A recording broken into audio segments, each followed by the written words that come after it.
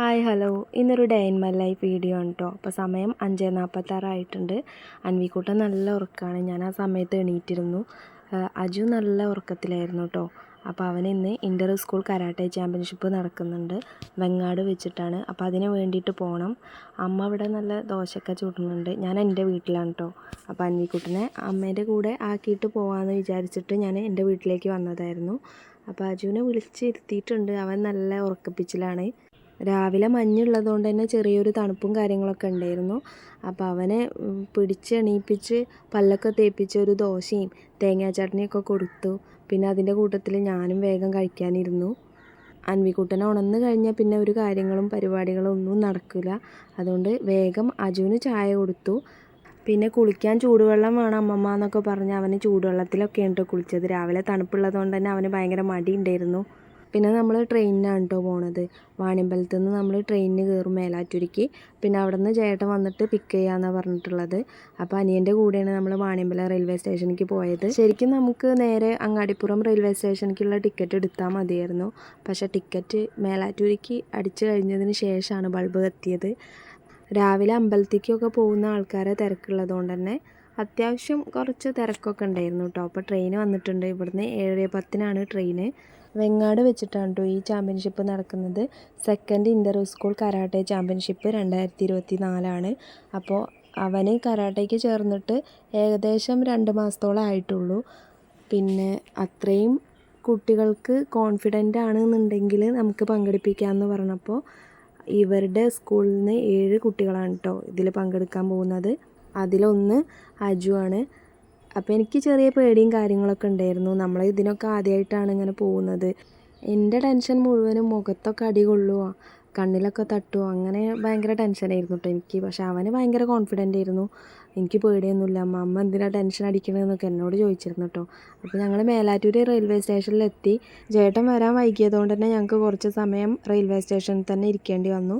പിന്നെ 10 മണിക്ക് കുട്ടികൾക്ക് കഴിക്കാനായിട്ടുള്ള സ്നാക്സും കാര്യങ്ങളൊക്കെ എടുക്കാൻ പറഞ്ഞിരുന്നു. അപ്പോൾ അവന് കഴിക്കാനുള്ള ബിസ്ക്കറ്റും അതുപോലെ തന്നെ കുടിക്കാൻ വെള്ളവും ഒക്കെ നമ്മൾ വീട്ടിൽ നിന്ന് തന്നെ എടുത്തിരുന്നു കേട്ടോ. അപ്പോൾ ചേട്ടൻ വന്നപ്പോൾ നമ്മൾ വേഗം ബൈക്കിൽ കയറിയിട്ട് പോവുകയാണ്. പിന്നെ നമുക്ക് ഒരു ഐഡിയ അല്ല ഇതെങ്ങനെ എന്താണെന്നുള്ളത്. നമ്മളിതിന് മുന്നേ ഇങ്ങനത്തെ ഒരു പ്രോഗ്രാമിലൊന്നും പങ്കെടുത്തിട്ടുമില്ല. അപ്പോൾ എന്താണെന്നൊക്കെ നമുക്ക് അവിടെ ചെന്നാൽ എങ്ങനെയാണെന്നുള്ളതൊക്കെ അറിയാൻ പറ്റുള്ളൂ. ഓൺ വോയിസിൽ ഇത്രയും ലെങ്ത്തുള്ള വീഡിയോ ഞാൻ ആദ്യമായിട്ടാണ് കേട്ടോ ചെയ്യുന്നത്. അപ്പോൾ നിങ്ങൾക്ക് ബോറടിക്കുന്നുണ്ടെന്നുണ്ടെങ്കിൽ സ്കിപ്പ് ചെയ്തിട്ട് കാണാം കേട്ടോ. അങ്ങനെ നമ്മൾ അങ്ങാടിപ്പുറത്ത് എത്തിയിട്ടുണ്ട്. അങ്ങാടിപ്പുറത്ത് പ്രസിദ്ധമായിട്ടുള്ള തിരുമാതാംകുന്ന് ക്ഷേത്രം, ഭഗവതി ക്ഷേത്രമുണ്ട്. നമ്മളവിടെ ഇടയ്ക്കൊക്കെ പോയിട്ട് തൊഴാറുണ്ട്. ഇപ്പോൾ നമ്മൾ പോകുന്ന റൂട്ടിലാണെന്നുണ്ടെങ്കിൽ നമുക്കവിടെ കയറി തൊഴാനുള്ള ഒരു ടൈമും കാര്യങ്ങളൊന്നുമില്ല. നമ്മളോട് വെങ്ങാട് ഒരു 9 മണിക്കാണ് സാറ് എത്താൻ പറഞ്ഞിട്ടുണ്ടായിരുന്നത്.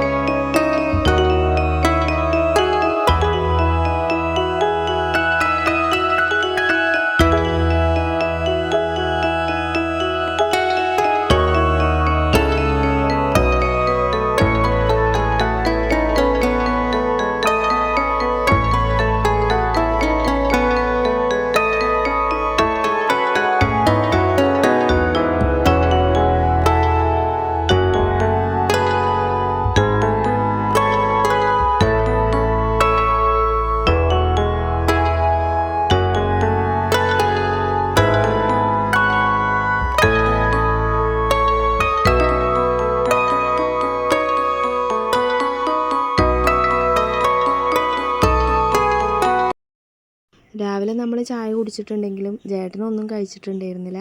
അപ്പോൾ ചായ കുടിക്കാമെന്ന് പറഞ്ഞിട്ട് അങ്ങനെ ഒരു വെജിറ്റേറിയൻ ഹോട്ടലിൽ കയറിയിട്ടുണ്ടായിരുന്നു.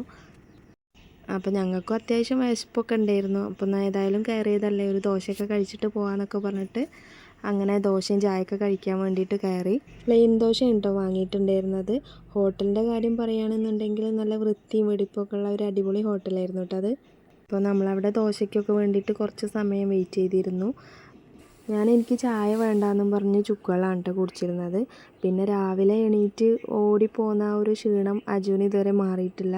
നല്ല ഉറക്ക ക്ഷീണം ഉണ്ടായിരുന്നു. അവിടെ നിന്ന് കൂട്ടുവായൊക്കെ ഇടുന്നുണ്ടായിരുന്നു.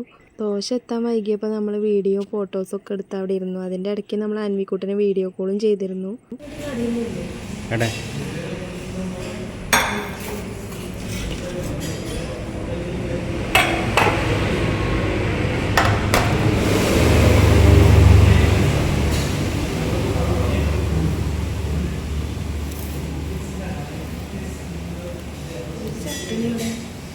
ചട്നിയൊക്കെ പോരും.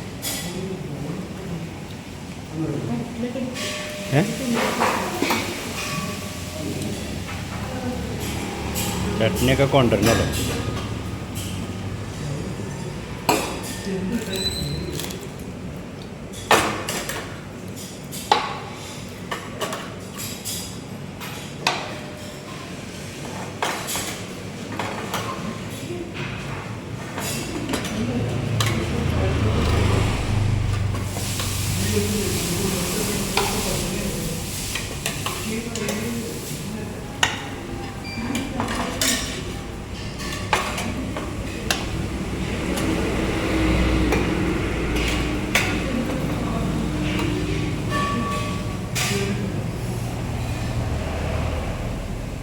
ദോശയും കറികളൊക്കെ നല്ല ടേസ്റ്റ് ഉണ്ടായിരുന്നു കേട്ടോ. പ്രത്യേകിച്ച് അവരെ ഒരു മുളക് ചമ്മന്തിയാണ് തോന്നുന്നുണ്ട് ഈ ഒരു ചുമന്നത്.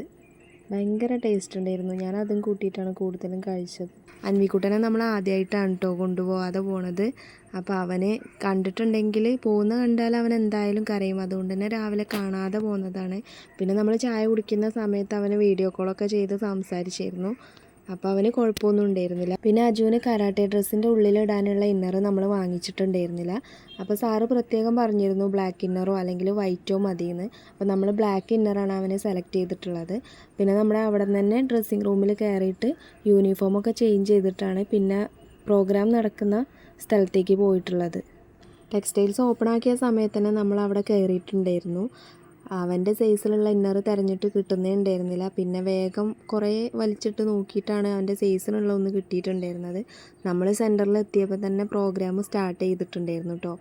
അപ്പോൾ വേഗം സ്റ്റെപ്പൊക്കെ ഓടിക്കയറി അതിനുള്ളിലെത്തിയിട്ടുണ്ട്. ഒരുപാട് കുട്ടികൾ വന്നിട്ടുണ്ടായിരുന്നു കേട്ടോ. പല സ്കൂളിൽ നിന്നായിട്ടുള്ള ഒരുപാട് കുട്ടികളുണ്ടായിരുന്നു. നമ്മളവിടെ എത്തുന്ന സമയത്ത് തന്നെ അവൻ്റെ സ്കൂളിലുള്ള കുട്ടികളുടെ മുഴുവനും പേര് വിളിച്ചു കഴിഞ്ഞിരുന്നു. അപ്പോൾ നമ്മളവിടെ ചെന്നിട്ടാണ് പിന്നെ അവൻ്റെ പേര് റിപ്പോർട്ട് ചെയ്തത്.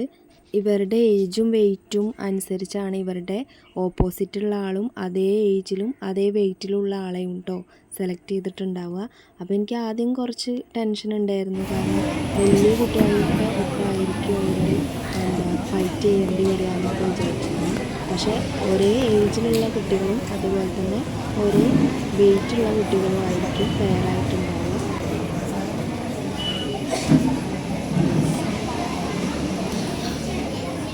മാഷ് കയറി വരുമ്പോഴേ എല്ലാവരും നീച്ചിന്ന് ഗോ ചെയ്യണം കേട്ടോ. അവര് മാഷിനെ വിളിക്കാൻ പോയിക്കാണ്. അന്ന് കൂട്ടി ഇരിക്കരുത് കേട്ടോ.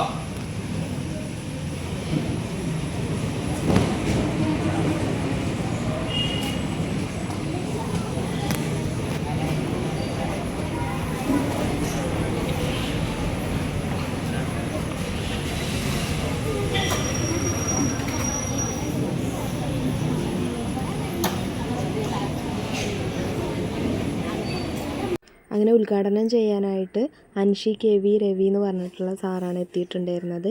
പിന്നെ ചീഫ് ഗസ്റ്റായിട്ട് കുളത്തൂർ പോലീസ് സ്റ്റേഷനത്തെ സംഗീത് എന്ന് പറഞ്ഞിട്ടുള്ള സാറാണ്. പക്ഷേ ആ സാറിന് രാവിലെ വരാൻ പറ്റിയിട്ടുണ്ടായിരുന്നില്ല. അജുവിൻ്റെ വെയ്റ്റ് 23 kg ആണ് കേട്ടോ. അവൻ്റെ കൂടെ ഉള്ള കുട്ടികളൊക്കെ 35, 40 kg ഒക്കെ ഉള്ള കുട്ടികളാണ്. അപ്പോൾ അവൻ്റെ ഓപ്പോസിറ്റ് വരുന്ന കുട്ടിയുടെ വെയ്റ്റും ഈ ഒരു 22, 24ൻ്റെ ഉള്ളിലുള്ള ആ ഒരു വെയ്റ്റിലാവും ഓപ്പോസിറ്റ് ഫൈറ്റ് ചെയ്യാൻ വരുന്ന കുട്ടീൻ്റെ വെയിറ്റും ഉണ്ടാവുക. ഉദ്ഘാടനത്തിൻ്റെ സമയത്ത് സാറ് കുട്ടികൾക്ക് ഓരോ കാര്യങ്ങളൊക്കെ പറഞ്ഞു കൊടുക്കുന്നുണ്ടായിരുന്നു.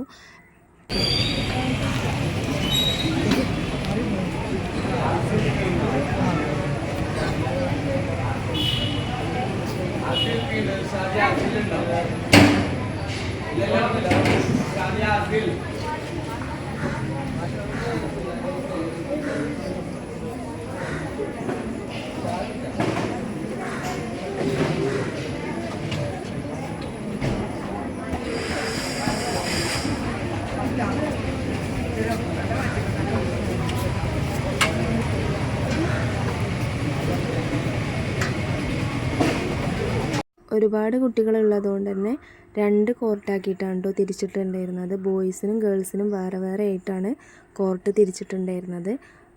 അപ്പോൾ അവർ അവിടെ തന്നെ പഠിച്ചിട്ടുള്ള കുട്ടികളാണ് ഇതിന് മെയിനായിട്ട് അവിടെ എല്ലാ കാര്യങ്ങളും നോക്കി നടത്തുന്നത്. ഇവിടെ കോച്ചിങ് കൊടുക്കുന്ന ആ മിസ്സിൻ്റെ മക്കളൊക്കെ അതിൽ ഉൾപ്പെടുന്നുണ്ട് കേട്ടോ. അപ്പോൾ അവരെല്ലാവരും കൂടിയിട്ട് നല്ലൊരു കോർഡിനേഷനായിരുന്നു ഈ ഒരു പ്രോഗ്രാമിൻ്റെ നടത്തിപ്പിന് വേണ്ടിയിട്ട്. നല്ലൊരു കോർഡിനേഷനായിരുന്നു അവരുടെ ഭാഗത്തു നിന്ന് ഉണ്ടായിട്ടുണ്ടായിരുന്നത്. അങ്ങനെ 2 കോർട്ടാക്കി തിരിച്ചതിന് ശേഷം ഓരോ കുട്ടികളുടെ പേര് വിളിക്കാൻ തുടങ്ങി കേട്ടോ. പിന്നെ ഓപ്പോസിറ്റുള്ള കുട്ടികളുടെ പേരും വിളിക്കാൻ തുടങ്ങി.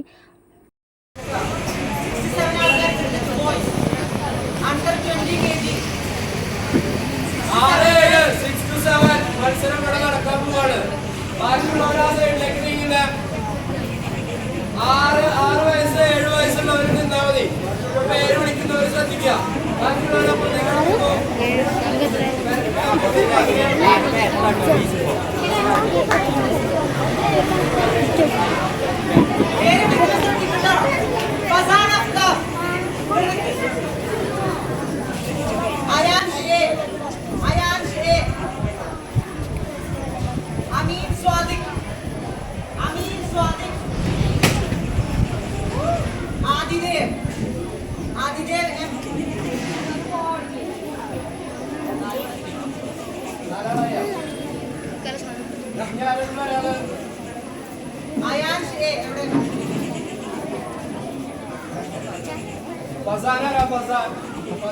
പത്ത് വയസ്സല്ലേ?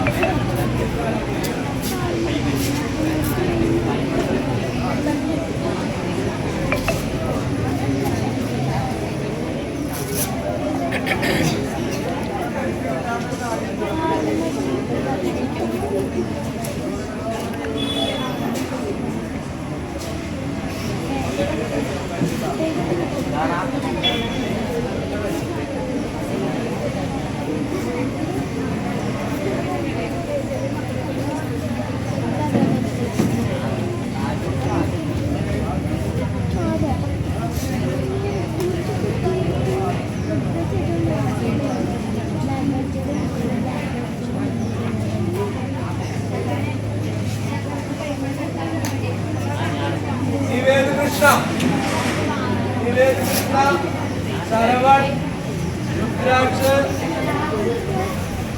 Ravan.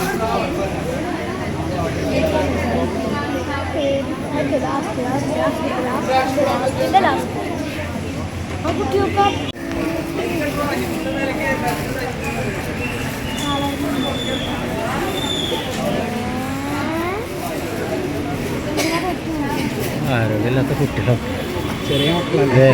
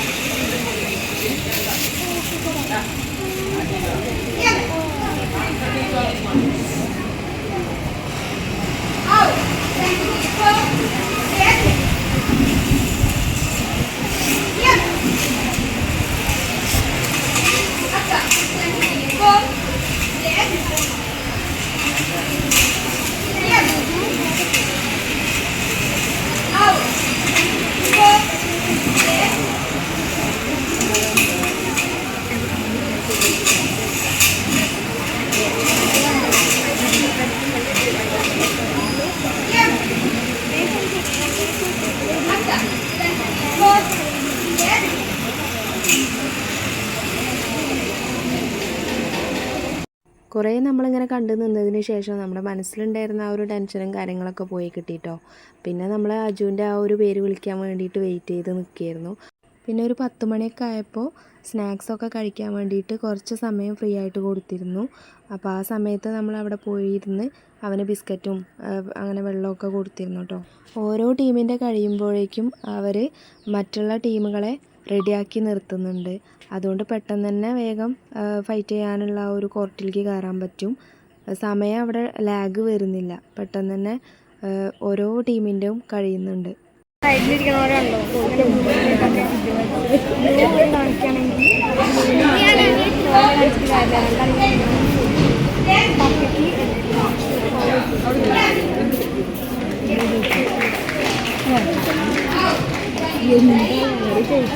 ഗേൾസിൻ്റെ ഈ ഒരു ഭാഗത്തായിട്ട് നടക്കുന്നുണ്ട് കേട്ടോ. അപ്പോൾ രണ്ടും സെപ്പറേറ്റ് ആയതുകൊണ്ട് തന്നെ പെട്ടെന്ന് തന്നെ കുട്ടികളുടേത് കഴിയുന്നുണ്ട്. കുറേ കുട്ടികൾ വന്നിട്ടുള്ളതുകൊണ്ട് തന്നെ ഇവർ സെപ്പറേറ്റ് ആയിട്ട് തിരിച്ചതാണ്, ഗേൾസ് ബോയ്സ് വേറെ ആയിട്ട്. അതുകൊണ്ട് തന്നെ പെട്ടെന്ന് തീരുന്നുമുണ്ട്. പിന്നെ നമ്മൾ അജുവിൻ്റെ പേര് വിളിക്കുന്നതും വെയിറ്റ് ചെയ്തിരിക്കുന്നു. അപ്പോൾ ഇനി നെക്സ്റ്റ് അജുവാണ് കോർട്ടിലേക്ക് കയറുന്നത്. അപ്പോൾ അവിടെ റെഡി ആയിക്കൊണ്ടിരിക്കുന്നുണ്ട്. അവൻ്റെ മുഖത്ത് ടെൻഷനൊന്നും ഉണ്ടായിരുന്നില്ല, പക്ഷെ എനിക്ക് ആദ്യം ഭയങ്കര ടെൻഷനായിരുന്നു. പിന്നെ ഇവിടെ വന്ന് ഓരോ കുട്ടികളുടെയും ഫൈറ്റ് കണ്ടു കഴിഞ്ഞപ്പോൾ ഞാനും ഓക്കെ ആയി. ഈ ബ്ലൂ ഹെൽമെറ്റും ഈ ഒരു ഇതൊക്കെ ഇടുന്നതാണ് കേട്ടോ അവന്.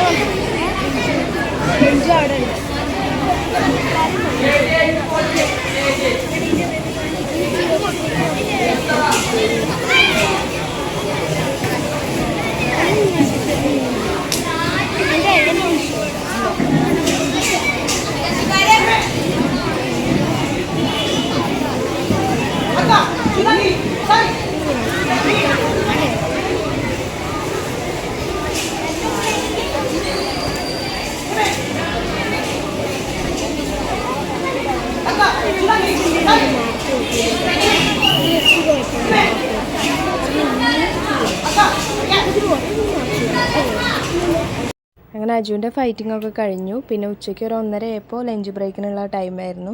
അപ്പോൾ കുട്ടികളെല്ലാം വരി നിന്നിട്ടാണ് മെസ്സിൻ്റെ ഉള്ളിലേക്ക് കയറ്റിയിട്ടുണ്ടായിരുന്നത്. പിന്നെ രക്ഷിതാക്കൾക്കുള്ള ഫുഡും അവരവിടെ തന്നെ അറേഞ്ച് ചെയ്തിട്ടുണ്ടായിരുന്നു. അപ്പോൾ ഞങ്ങളും അവിടെ നിന്ന് തന്നെയാണ് ഫുഡ് കഴിച്ചത്. ബിരിയാണി ആയിരുന്നു കേട്ടോ. വിശപ്പ് കൂടിയപ്പോൾ നമ്മൾ വീഡിയോ എടുക്കാനൊക്കെ മറന്നുപോയി. അപ്പോൾ അതൊക്കെ കഴിച്ച് കഴിഞ്ഞ് പിന്നെ ഒരു 5 മണിയൊക്കെ ആയപ്പോൾ ഇവർ ചാമ്പ്യൻഷിപ്പിനുള്ള ട്രോഫിയും കാര്യങ്ങളൊക്കെ റെഡിയാക്കി വെക്കുന്നുണ്ടായിരുന്നു. ഏകദേശം കുട്ടികളുടെ ഫൈറ്റിങ്ങും കാര്യങ്ങളൊക്കെ കഴിഞ്ഞിട്ടുണ്ടായിരുന്നു. കുട്ടികൾക്കുള്ള മൊമെൻ്റ് കൊടുക്കാനായിട്ട് കുളത്തൂർ പോലീസ് സ്റ്റേഷനിലുള്ള CI സാറാണ് വന്നിട്ടുണ്ടായിരുന്നത്.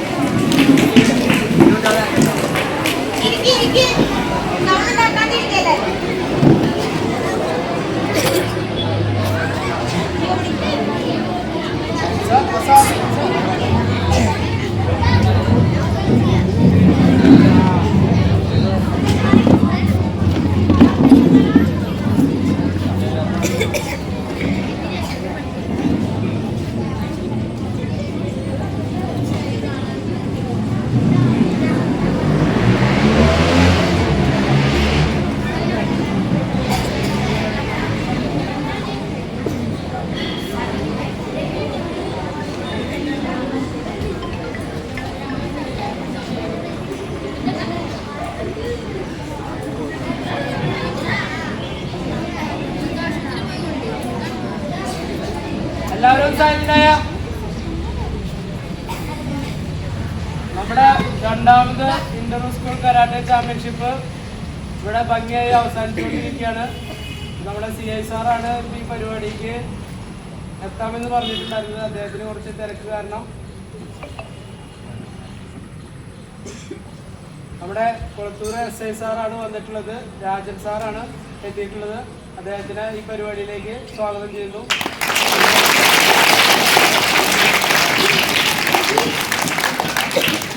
അതുപോലെ തന്നെ സാറിൻ്റെ ഒപ്പം വന്നിട്ടുള്ള ജാഫിർ സാറിനെയും നമ്മുടെ ഈ പരിപാടിയിലേക്ക് ആദ്യമായി സ്വാഗതം.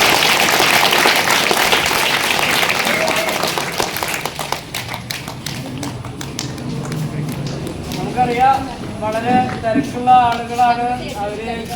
നമ്മുടെ ഏത് സമയത്തും പ്രവർത്തന നിരതരായിട്ടുള്ള ഓഫീസർമാരാണ്.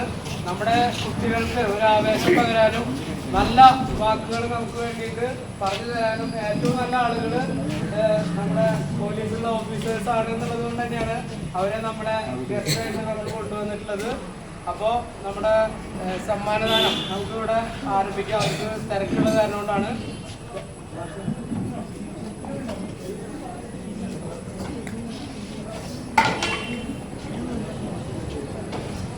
രണ്ടു വാക്ക് സംസാരിക്കുന്നതിന് വേണ്ടി രവി മാസ്റ്റർ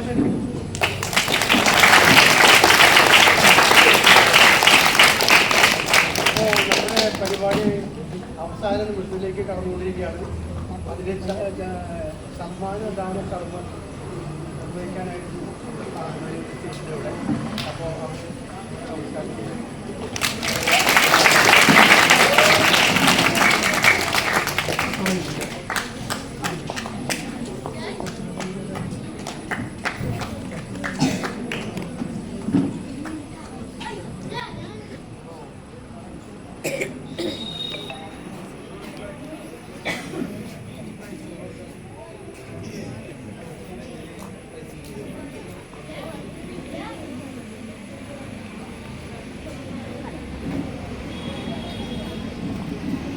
മെഡലുകൾ നേടിയിട്ടുള്ള ആളുകളുണ്ട്.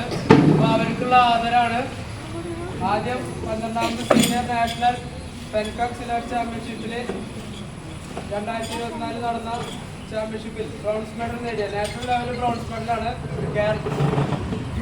ഒറീസയിൽ വെച്ച് നടന്ന നാഷണൽ ചാമ്പ്യൻഷിപ്പിലാണ് കേരളത്തിന് ആകെ ഒരു മെഡലുള്ളൂ. അത് നമ്മുടെ ക്ലബിലെ senior pencak silat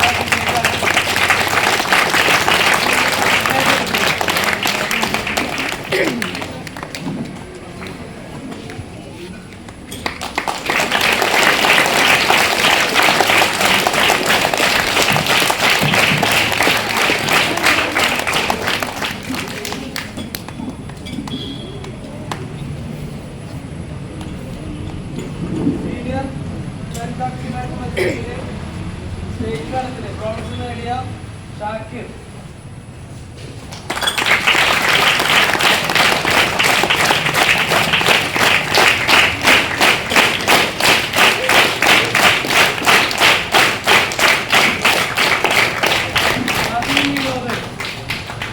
bronze medal നേടിയ നവീൻ വിനോദ്.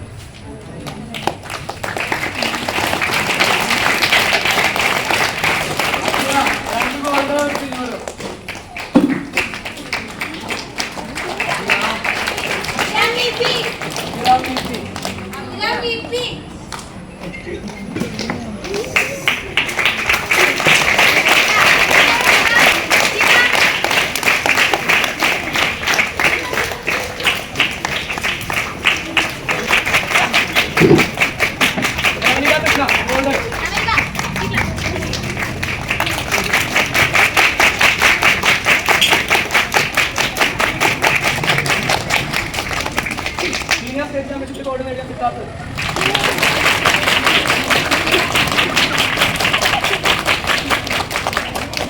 സീനിയറിന്റെ 2 ഗോൾഡ് അദീപ്.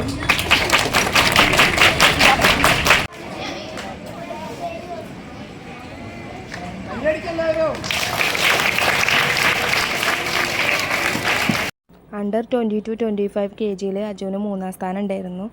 നമ്മൾ ഒന്ന് പാർട്ടിസിപ്പേറ്റ് ചെയ്ത് നോക്കാമെന്ന് പറഞ്ഞ് പോയതായിരുന്നു. പക്ഷേ അവനെ 3ാം സ്ഥാനം കിട്ടിയിട്ടുണ്ട്. അപ്പോൾ ഞങ്ങൾക്ക് ഒരുപാട് സന്തോഷമായി.